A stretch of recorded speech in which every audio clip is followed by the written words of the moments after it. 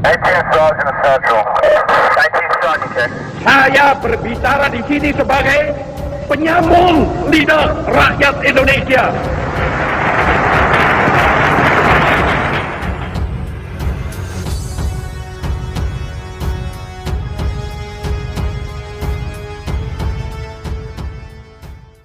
Om Swastiastu, Assalamualaikum warahmatullahi wabarakatuh. Salam sejahtera untuk kita semua. Berjumpa kembali dengan saya, Iwayan Budiarte, pada mata kuliah Telaah Kurikulum. Pada kesempatan pertama kali ini, kita akan membahas mengenai kurikulum dalam dunia pendidikan.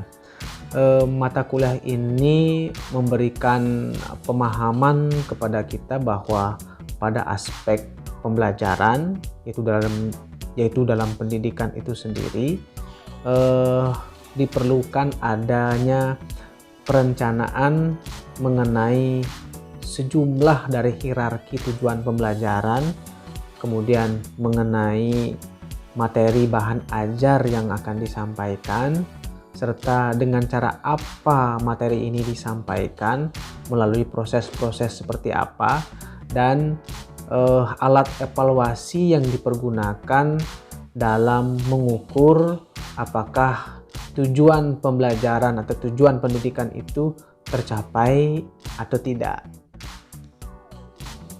Baik, para sipikus yang berbahagia, pada dasarnya ketika kita berbicara tentang kurikulum, sebenarnya kita sedang membicarakan sistem pendidikan. Karena kurikulum itu sendiri merupakan bagian dari sistem pendidikan.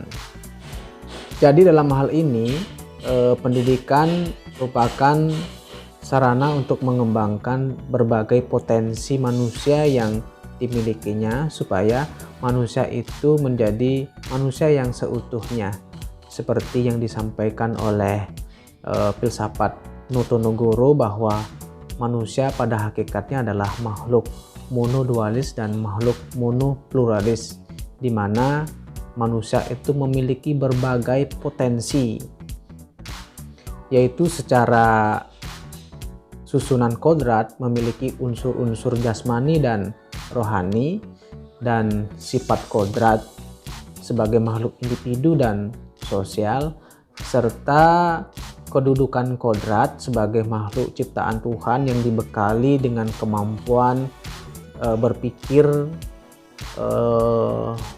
logis dan dapat mempergunakan pikirannya secara bijaksana.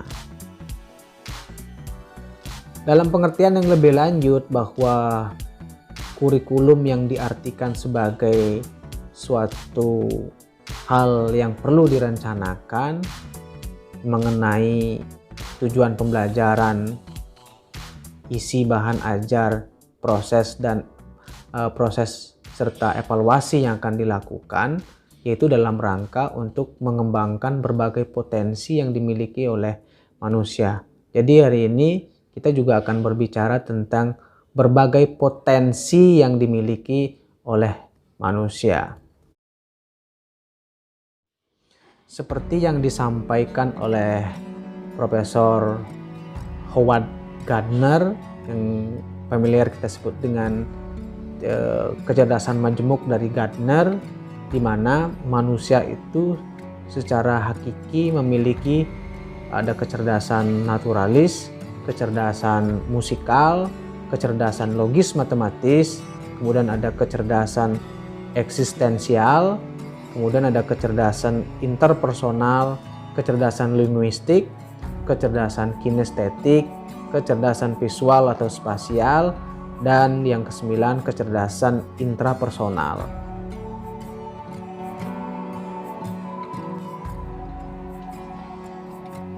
Baik, para sipikus, apa saja potensi yang dimiliki oleh manusia itu selain yang disampaikan oleh Gardner tadi, atau kecerdasan apa saja yang dimiliki oleh manusia?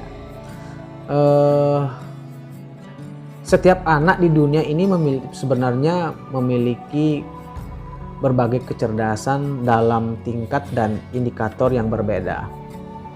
Hal ini menunjukkan bahwa semua anak itu cerdas, seperti yang disampaikan oleh Edward Lee Thorndike, seorang ahli psikologi pendidikan, mengklasifikasikan inteligensi ke dalam 3 bentuk kemampuan, yaitu yang pertama ada kemampuan abstrak, yang kedua ada kemampuan mekanik, dan yang ketiga ada kemampuan sosial. Berikutnya, dalam perspektif Hindu, potensi-potensi apa saja yang dimiliki oleh manusia yang perlu dikembangkan dalam pendidikan, dalam suasana pembelajaran, yaitu dapat dijelaskan melalui sistem pengetahuan yang saya ambil dari Bhagavad Gita, yang dilambangkan dalam posisi ketika Arjuna mengendarai kereta perang dengan kusirnya yang sangat bijaksana, yaitu yang bernama Sri Krishna. Di situ dijelaskan bagaimana hubungan proses belajar dalam berbagai potensi manusia antara badan jasmani, indera pikiran, budi, kewaspadaan, dan atman dalam bangunan pengetahuan suci manusia dalam bentuk kesadaran, di mana manusia itu sendiri memiliki kecerdasan atau potensi-potensi dari dalam luar maupun dirinya. Yang pertama itu ada badan jasmani. Jadi dari badan jasmani ini manusia itu perlu dikembangkan apa-apa saja supaya dari badan jasmaninya ini berkembang berbagai bentuk pengetahuan-pengetahuan fisik. Yang kemudian yang kedua ada pengetahuan indera, ya. Terus kemudian yang kedua itu ada pengetahuan atau kecerdasan rasional, pikiran atau yang disebut dengan mana. Terus kemudian yang keempat itu ada kecerdasan intuisi, budi, moral atau kesadaran itu sendiri. Kemudian yang terakhir itu ada kecerdasan spiritual yang berupa atma atau jiwa atau roh. Jadi pada dasarnya manusia ini adalah roh. Jadi kalau manusia itu tidak ada roh, jadi manusia itu juga tidak ada.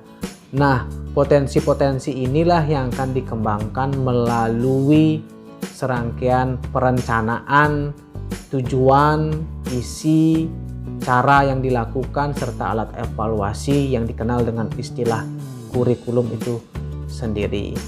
Jadi itulah pembicaraan kita hari ini mengenai